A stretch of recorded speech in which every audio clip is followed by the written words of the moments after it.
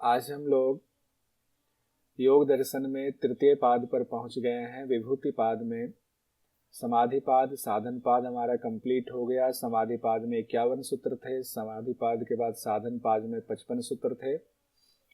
विभूति पाद में भी 55 सूत्र हैं। हमने देखा था साधन पाद में जो अंत हुआ था, जहां समापन हुआ था, वो किससे हुआ था? बहिरंग जो 5 साधन हैं अष्टांग योग के, उससे हुआ था। 5 में धारणा, यम नियम आसन प्राणायाम प्रत्याहार, प्रत्याहार से वहां कंप्लीट हुआ था साधन पाद। और प्रत्याहार के बाद धारणा से तृतीय पाद यानी विभूति पाद की शुरुआत हो रही है। धारणा, ध्यान, समाधि ये आ जाएगा विभूति पाद में। तो विभूति पाद की शुरुआत हुई धारणा से। धारणा के बारे में पहला जो सूत्र है उसमें कहा गया देश बंधस चित्तस्य धारणा। देश बंध चित्तस्य धारणा। देश मतलब किसी भी स्थान में, शरीर के अंदर या बाहर। चित्तस्य चित्त को, बंध बांधना मतलब ठहराना।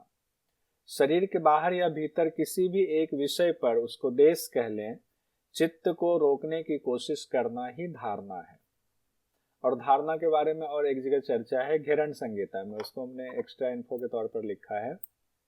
घेरण संहिता में मुद्रा प्रकरण के दौरान पंच धारणा की चर्चा है, 5 चक्र की। तो वहां धारणा में जो चक्र की चर्चा है वो शरीर के भीतर के देश कहलाएंगे। वो यहाँ पर व्याख्याकारों ने कहा है कि देश बाहर भीतर कहीं का भी हो सकता है। आप सूर्य पे भी कर सकते हैं, चंद्रमा पे भी धारणा कर सकते हैं। और योग दर्शन में ही आपने प्राणायाम के दौरान पढ़ा हुआ है कि प्राणायाम के अभ्यास से मन धारणा के योग्य हो जाता है। यानी धारणा हम लोग पढ़ रहे हैं, ये योग्यता कहाँ से मिली? प्राणायाम करते करते जब साधना हुई तो मन हमारा धारणा के योग्य बन गया हुआ है।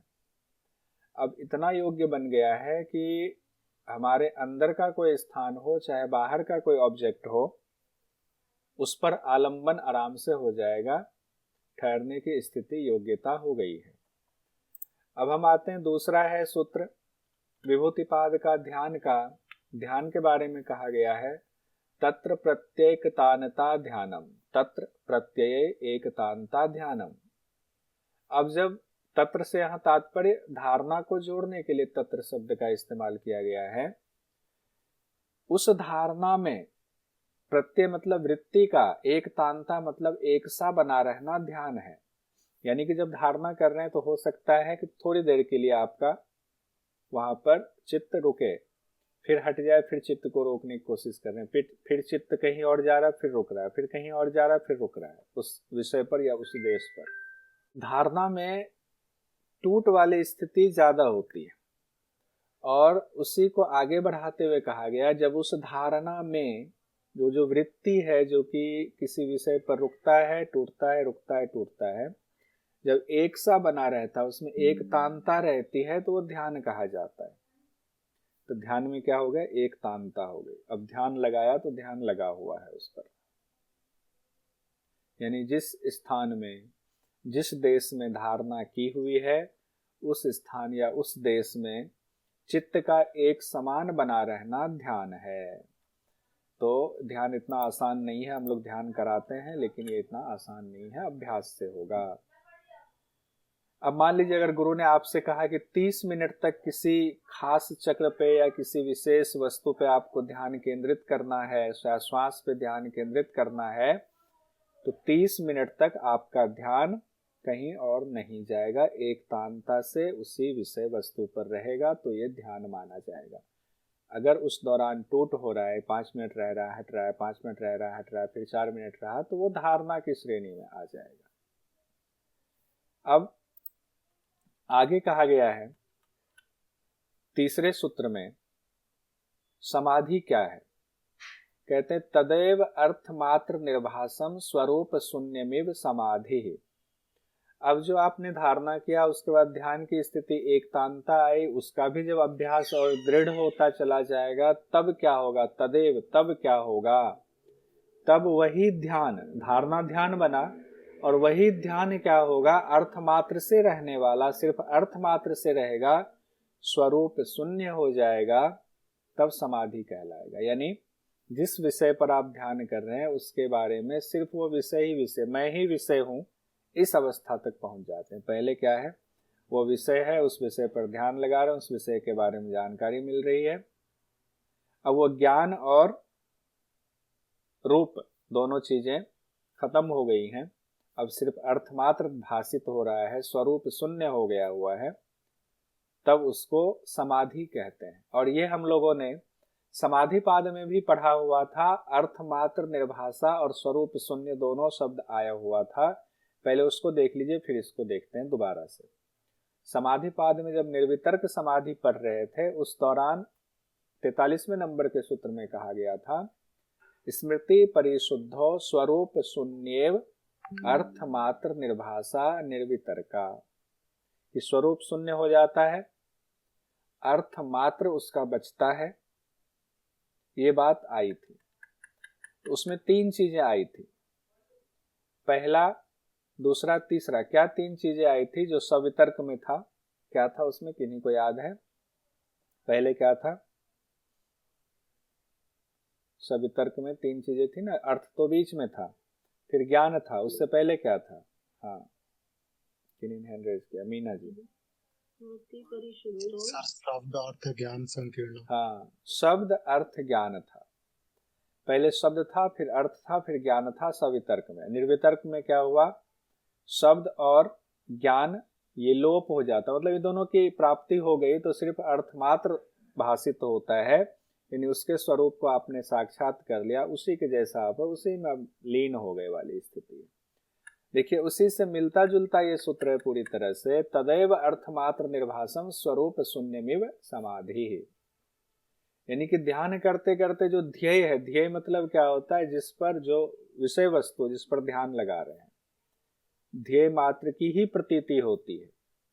चित्त का अपना स्वरूप शून्य हो जाता। अभी तक दो है, मेरा चित्त आम पे लगा हुआ है, मेरा चित्त गाय पे लगा हुआ है। अब चित्त का स्वरूप शून्य हो गया, गाय ही गाय, गाय ही गाय है बस, अब गाय के जैसा हो गया। अपना चित्त का स्वरूप शून्य, अब ध्येय मात्र ही भास रहा है, वो गाय ही गाय भास रहा है, तब समाधि मानी जाती है। यानी ध्यान ध्येय के स्वभाव को प्राप्त हो जाता है। ध्येय के स्वाध्याय मतलब जिस पर ध्यान लगाया गया है। शून्य से तात्पर्य यह नहीं है कि योगाभ्यासी का ज्ञान शून्य हो जाता है, इसका तात्पर्य यह है कि वो उसी में खो जाता है, उसी में अवस्थित हो जाता है। यानी कि पदार्थ का, उस गाय का या उस विषय वस्तु आम का, सूर्य का, चंद्रमा का, उसका पूरा साक्षात्कार हो जाता है। ध्येय का क्या मतलब, जिस पर ध्यान लगाया जाता है। उसके बाद चौथे नंबर का सूत्र आता है धारणा ध्यान समाधि। हमने देख लिया, धारणा ध्यान समाधि को मिलाकर के संयम कहा जाता है। त्रयम एकत्र संयमः, त्रयम एकत्र संयमः। तीनों का, यानी धारणा ध्यान और समाधि का जब एक ही विषय में आप संयम करते हो, लगाते हो, एक ही विषय में होना संयम कहलाता है। किसी एक ऑब्जेक्ट है, उसी पे धारणा भी किया, फिर उसी पे ध्यान भी कर रहे हैं, फिर उसी पे समाधि भी हो गई, तो ये संयम कहलाएगा, इसको संयम कहा गया। संयम हुआ तो संयम से प्राप्त विभूति की चर्चा, हालांकि आगे और विभूतियां आएंगी, लेकिन अभी तत्काल के लिए संयम से, जो संयम हुआ उससे क्या विभूति होगी, आखिर ऐसा क्या होगा तीनों के एक साथ होने से कि हमें पदार्थ का ज्ञान हो जाएगा। तो कहते तज्जयात प्रज्ञालोकः, पांचवें सूत्र में विभूतिपाद के, तज्जयात प्रज्ञालोकः, यानी कि संयम करने से और संयम की जब सिद्धि हो जाती है तो बुद्धि का प्रकाश होता है। प्रज्ञा मतलब बुद्धि, बुद्धि का आलोक होता है, बुद्धि हमारी प्रखर हो जाती है, यानी बुद्धि का उत्कर्ष होता है, सात्विक प्रवाह वाली बुद्धि हो जाती है, बुद्धि ठोस दृढ़ हो जाती है, उसमें अब कोई गंदगी नहीं रहती, कोई पर्दा नहीं रहता है। जब ऐसी बुद्धि हो जाती है तो साक्षात कर लेता है उस जिस पे लगता है उसको, तज्जयात, उसको तज्जयात प्रज्ञालोक, प्रज्ञालोक आता है। अब आगे जो संयम पढ़ेंगे उससे पहले ये बताना जरूरी था कि संयम से जो आपको अलग अलग विभूतियां आगे बताई जाएंगी, कि हमने चंद्रमा पे लगाया तो क्या हुआ, सूर्य पे लगाया तो क्या हुआ, तो उसकी प्राप्ति कैसे होगी, उस फल की प्राप्ति? उसका रीजन ये है, तज्जयात प्रज्ञा लोक है, कि संयम सिद्धि होने से वृद्धि का प्रकाश हो जाता है। अब छठे सूत्र पर आते हैं कि जब हम संयम कर रहे हैं तो कैसे करना, उसका तरीका बताते हुए महर्षि पतंजलि कहते हैं, तस्य भूमिषु विनियोगः। संयम का अभ्यास, तस्य, ये तस्य शब्द जो है ऊपर वाले से जोड़ने के लिए भी इस्तेमाल किया गया है कि संयम का अभ्यास क्रम से करना चाहिए, विनियोग से करना चाहिए। किसके विनियोग से? भूमिषु, चित्त की भूमि में क्रम से अभ्यास करना चाहिए। कैसे? पहले स्थूल है, फिर सूक्ष्म है, फिर सूक्ष्मतम है, फिर सूक्ष्म से और सूक्ष्म है। तो ऐसे सूक्ष्म सूक्ष्मतर सूक्ष्मतम पर हम चलते जाते हैं, संयम करते जाते हैं। तब संयम कैसे होगा? चित्त की भूमि के क्रम से संयम करना है। तरीका भी बता दिया। अब यहां पर जो इंपॉर्टेंट चीज है वो देखिए, इससे संबंधित क्वेश्चन भी आता है। त्रयम अंतरंगम पूर्वेभ्यः। त्रयम मतलब धारणा ध्यान समाधि को त्रयम कहा गया है। तो त्रयम धारणा ध्यान समाधि जो है ये अंतरंग है पूर्वेभ्यः, पूर्व में जो कहा गया है। पूर्व में क्या कहा गया है? यम नियम आसन प्राणायाम प्रत्याहार। ये पांचों के लिए धारणा ध्यान समाधि अंतरंग है और पांचों बहिरंग की श्रेणी में आएगा। पूर्वेभ्यः, पहले पांच की अपेक्षा ये तीन धारणा ध्यान समाधि अंतरंग है, इसीलिए बाकी पांच को बहिरंग कहा गया है। तो बहिरंग में यम नियम आसन प्राणायाम प्रत्याहार, अंतरंग में धारणा ध्यान समाधि आ गया। लेकिन उसके बाद और देखिए 8वें सूत्र में, कंफ्यूजन यहां से थोड़ी सी बढ़ेगी, तभी क्लियर कर लेंगे। तदपि बहिरंगम निर्बीजस्य, लेकिन निर्बीज समाधि के विथ रिस्पेक्ट में धारणा ध्यान समाधि बहिरंग है। तदपि बहिरंगम निर्बीजस्य, फिर भी निर्बीज समाधि के लिए, जब निर्बीज समाधि की स्थिति आपकी होती है, संप्रज्ञात की समाधि होती है, संप्रज्ञात से धीरे धीरे आप बढ़ते हैं ना, तो निर्बीज समाधि जब होती है उससे अगर तुलना करें धारणा ध्यान समाधि की, तो यह बहिरंग होगा धारणा ध्यान समाधि, निर्बीज अंतरंग माना जाएगा। और धारणा ध्यान समाधि से जब बाकी 5 अंग की तुलना करें तो बाकी 5 अंग बहिरंग होंगे, धारणा ध्यान समाधि विथ रिस्पेक्ट टू वो 5 लिम्स, ये धारणा ध्यान समाधि अंतरंग होगा। लेकिन निर्बीज के लिए ये बहिरंग हो जाएगा, निर्बीज अंतरंग हो जाएगा।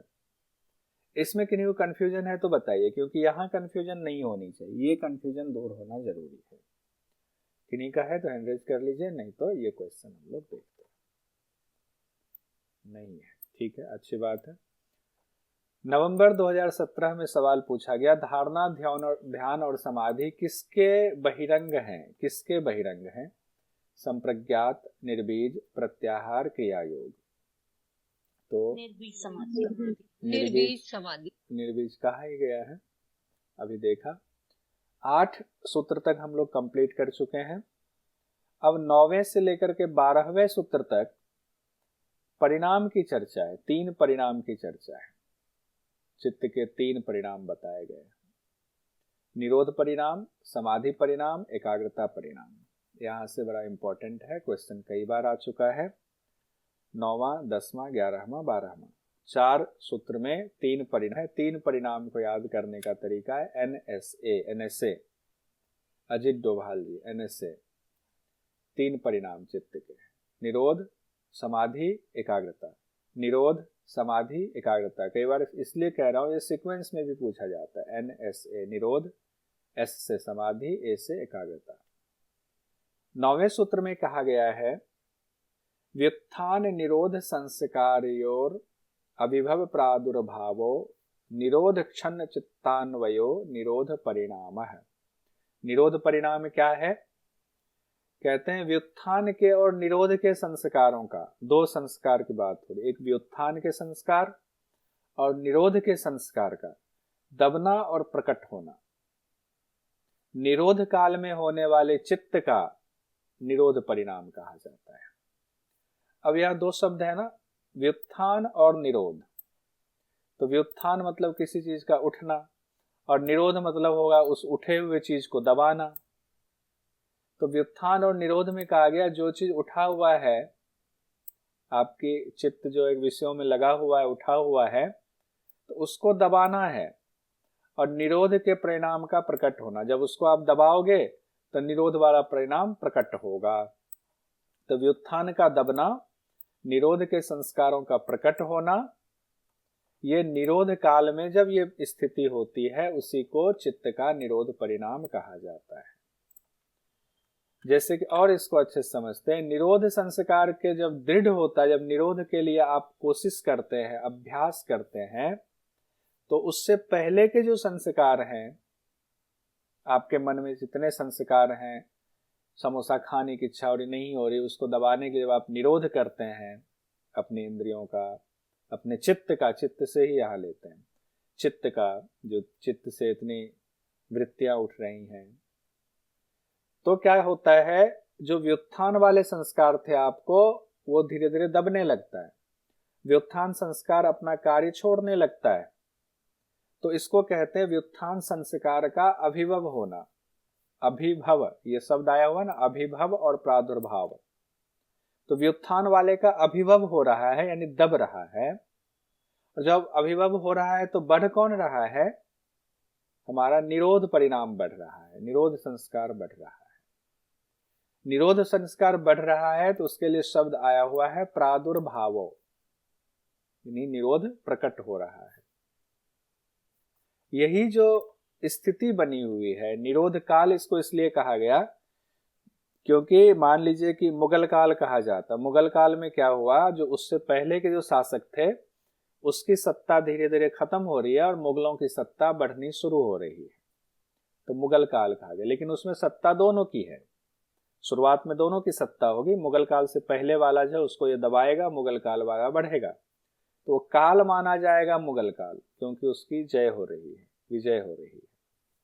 वही चीज यहां हो रहा है, व्युत्थान वाला दब रहा है, निरोध वाला बढ़ रहा है। तो व्युत्थान अभिभव, निरोध प्रादुर्भाव होगा। लेकिन इस काल में निरोध काल, इसको निरोध काल कहा जाएगा क्योंकि निरोध का बोलवाला है।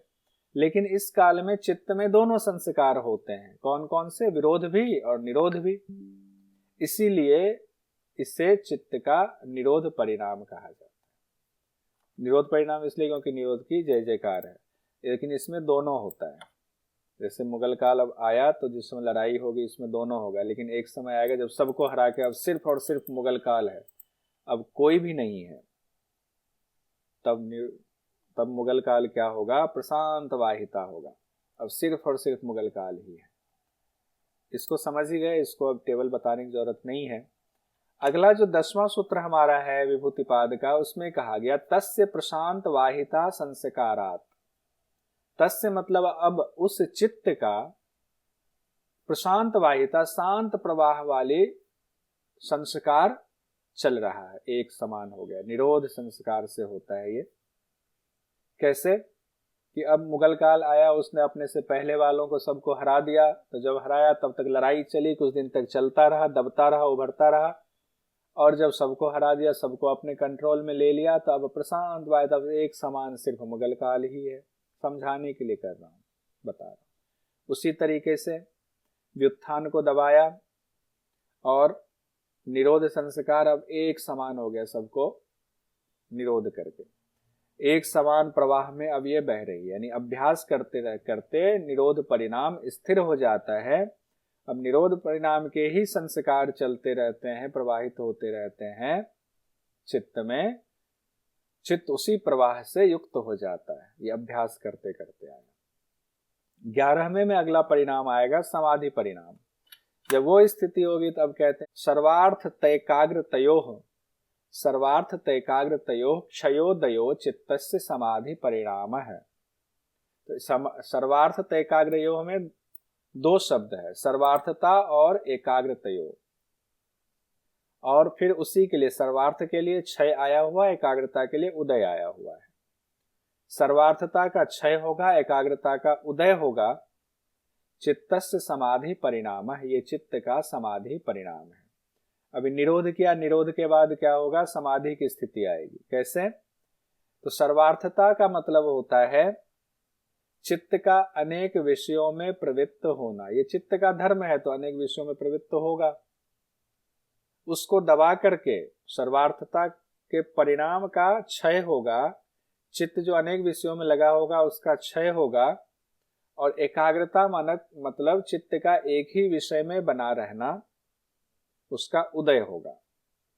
इसी को चित्त का समाधि परिणाम कहा गया है।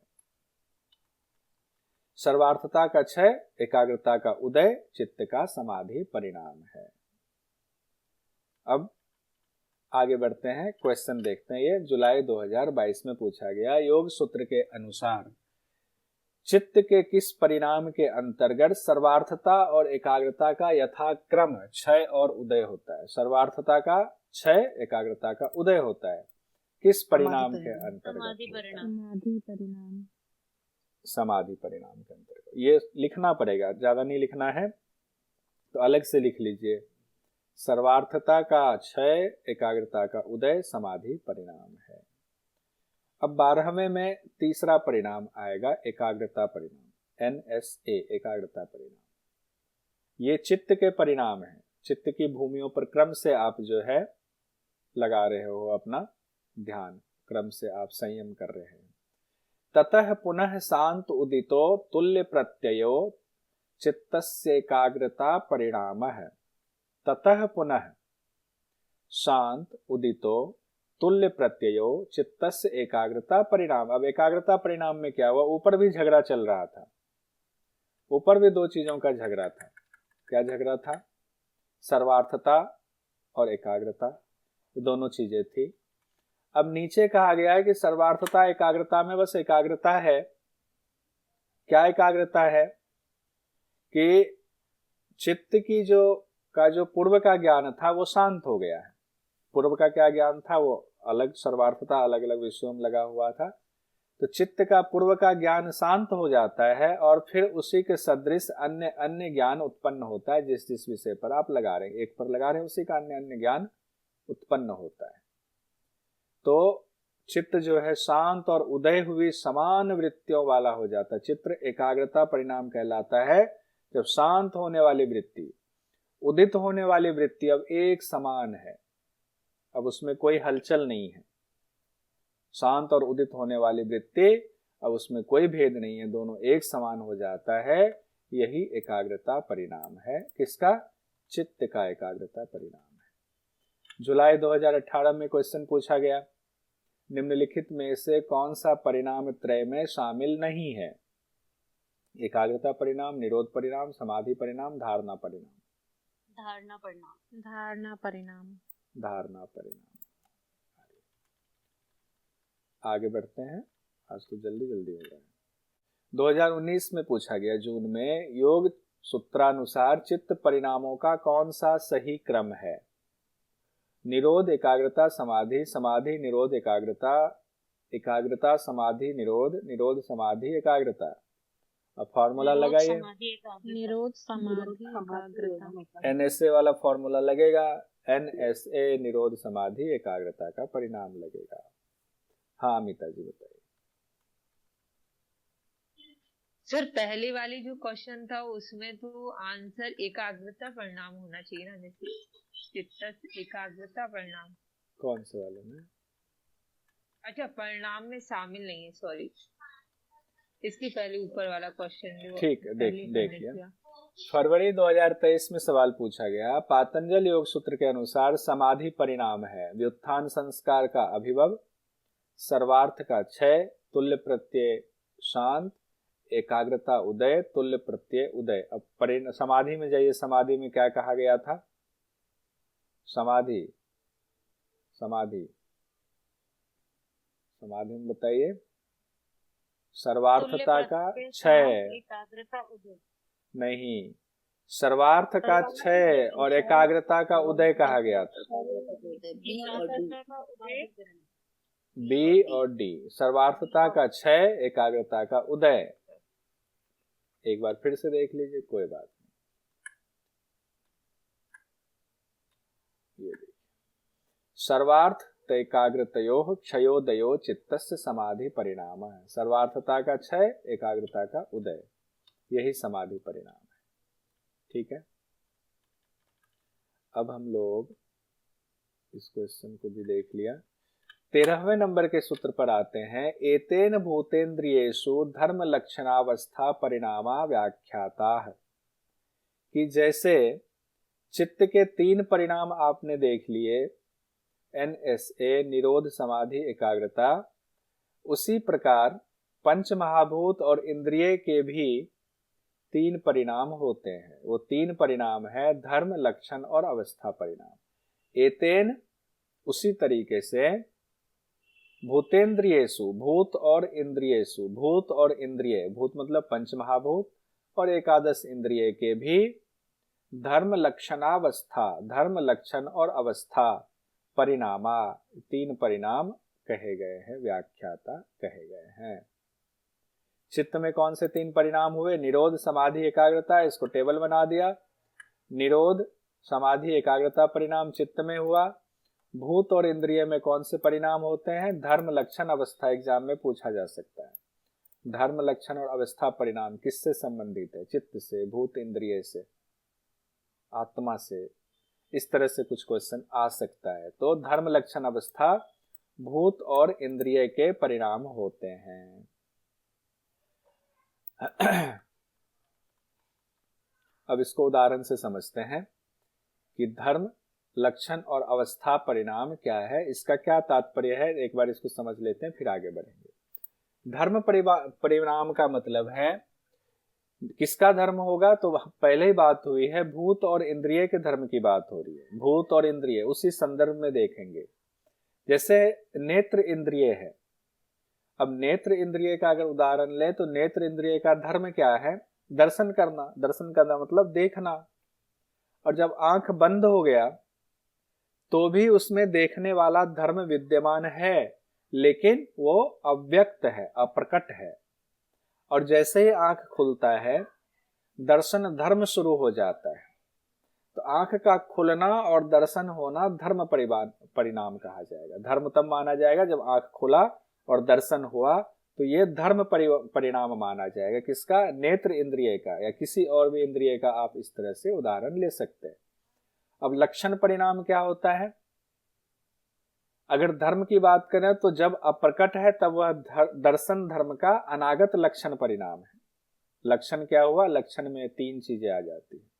अनागत लक्षण, वर्तमान लक्षण, अतीत लक्षण। ध्यान रखिए, अनागत लक्षण एक हुआ, दूसरा है वर्तमान लक्षण, तीसरा है अतीत लक्षण। अतीत लक्षण क्यों? धर्म की बात आप कर रहे हैं, आंख का धर्म है देखना, और जब वो अप्रकट है, अभी आंख बंद है, तो धर्म की क्या अवस्था है? अनागत लक्षण है। वो ऐसा लक्षण है जो अभी आया नहीं, आने वाला अनागत लक्षण है। और जब आंख खुल गया तो धर्म का कौन सा लक्षण हुआ? वर्तमान लक्षण, दिख रहा है। और फिर से आंख बंद कर लीजिए तो दर्शन जो हो चुका वो क्या होगा? अतीत, मतलब बीत चुका, और दर्शन हो चुका है तो अतीत लक्षण परिणाम उसको कहेंगे, जब दर्शन हो चुका। तो ये लक्षण हो गया। अवस्था क्या है? धर्म के लक्षण में जो ये परिवर्तन होते रहते हैं, इसी को अवस्था परिणाम कहा जाता है। धर्म के लक्षण में अनेक परिवर्तन हुए ना, उसी को अवस्था परिणाम कहा जाता है। आगे बढ़ते हैं।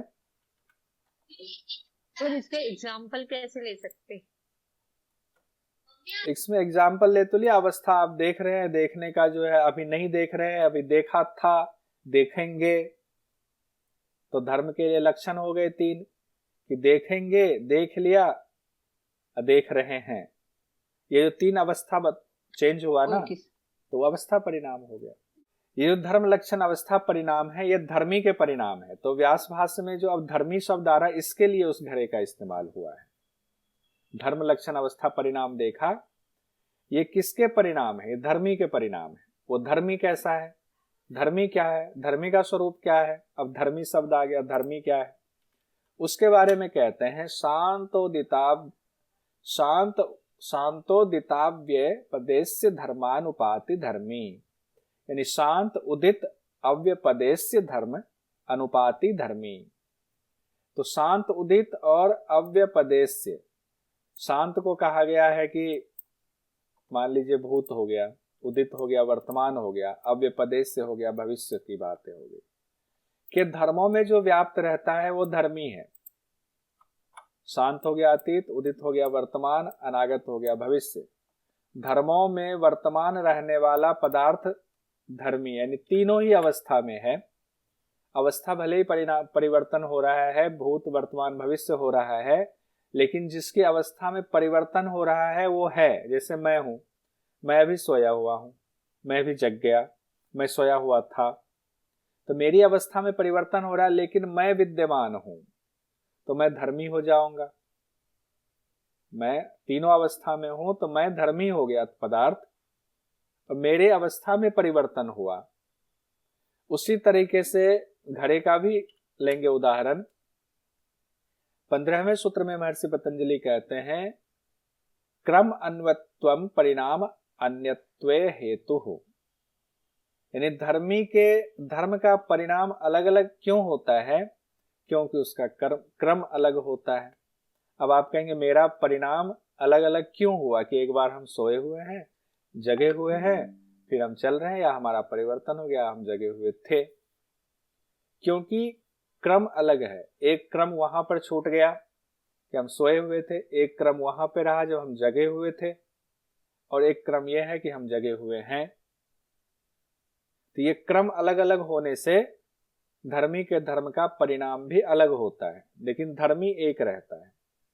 जैसे मिट्टी धर्मी, मान लीजिए मिट्टी धर्मी है, जो आप कह रहे थे व्यास भाष्य की, मिट्टी धर्मी है, लेकिन जब वह गूंथा जाता है तो परिणाम बदल जाता है, वो मिट्टी लोई में बदल गया। अब उसको जब चाक पर डाल के उसका घड़ा बनाया जाता है तो परिणाम बदल गया, घड़ा बन गया। क्यों हुआ ऐसा? पका दिया तो पक्का घड़ा हो गया। अब वो क्यों हुआ ऐसा? क्योंकि उसका क्रम बदल गया, क्रम अलग हो गया। पहले क्रम मिट्टी के रूप में था, अब उसमें पानी डाल के गूंद दिया गया तो उसका क्रम अलग हो गया। अब उसको घड़ा बना के पका दिया गया, वो अलग क्रम हो गया। क्रम बदलने से परिणाम भी बदल गया। 16वें नंबर के सूत्र में कहा गया है, परिणाम त्रय संयमाद अतीत अनागत ज्ञानम। तीनों परिणामों में संयम करने से भूत और भविष्य का ज्ञान हो जाता है। कौन से तीनों परिणामों में संयम करने से? भूत वर्तमान भविष्य।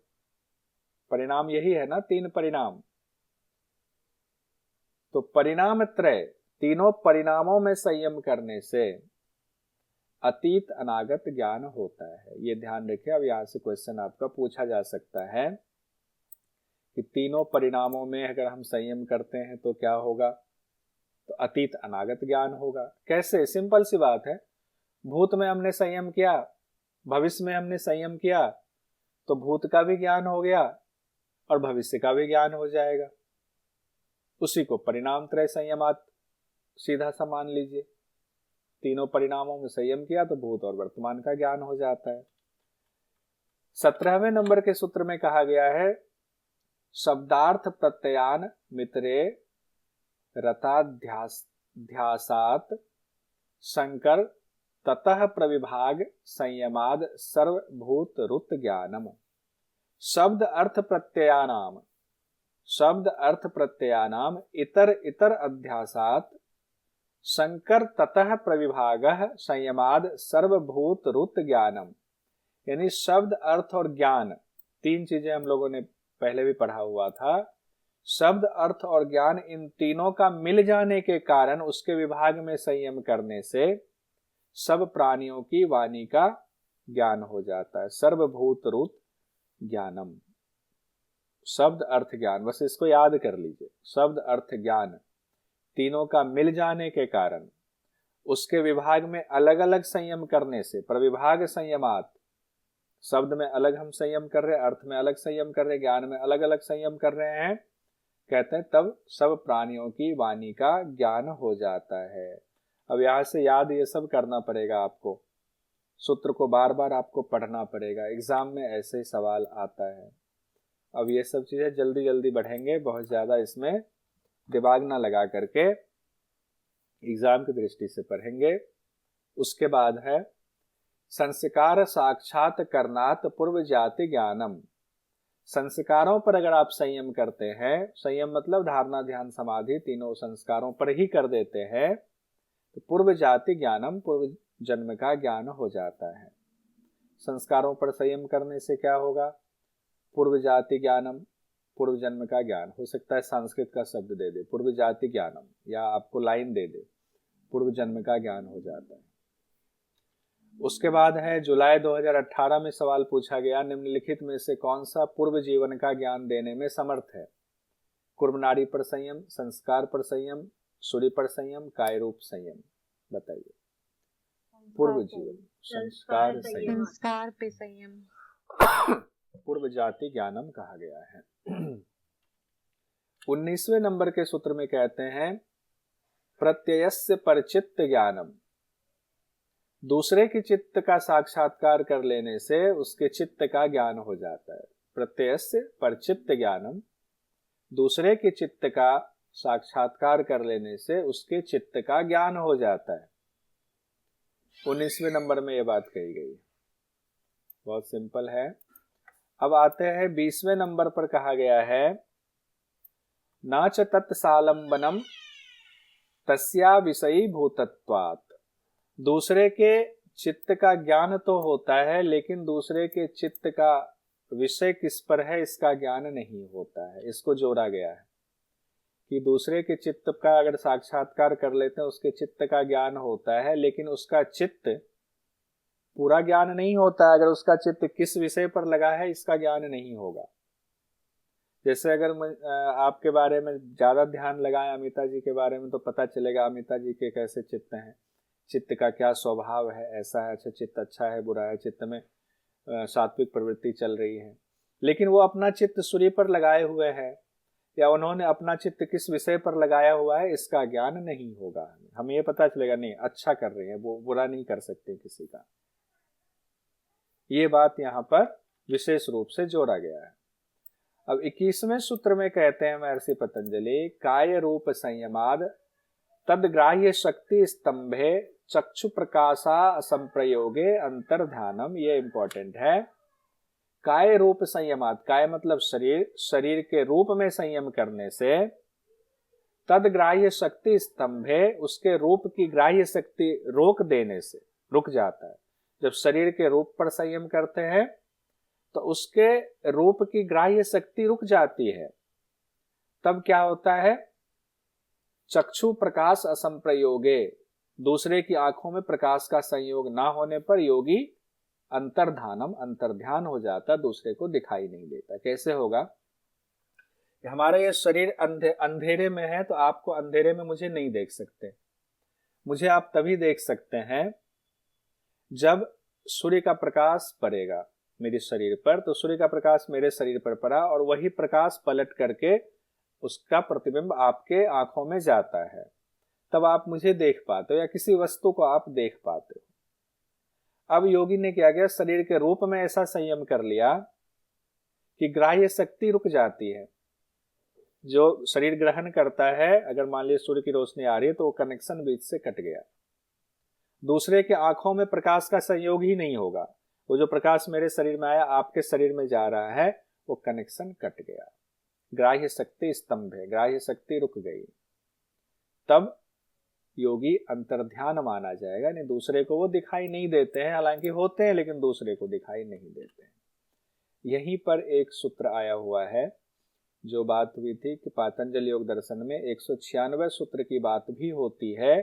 तो बीकेएस आयंगर की व्याख्या वाले जो पातंजलि योग दर्शन है उसमें यहीं पर, ये कौन से नंबर का सूत्र है? 21वें नंबर का। यहाँ पर एक 22वें नंबर का सूत्र उन्होंने दिया हुआ है इसके ठीक बाद, और उसमें उन्होंने इसी व्याख्या को थोड़ा बढ़ाया है।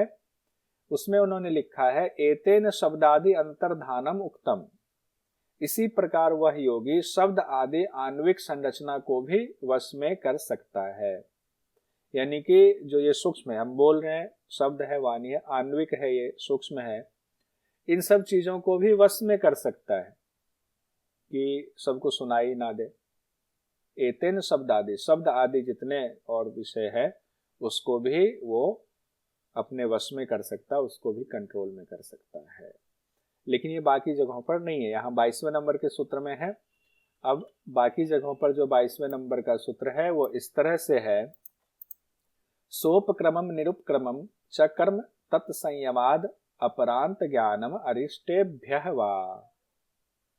यानी कि सोपक्रम और निरुपक्रम, अपने कर्मों के फलों का संयम करने से और अरिष्टों के संयम से भी मृत्यु का ज्ञान हो जाता है। अपरांत ज्ञानम अरिष्टेभ्यः वा।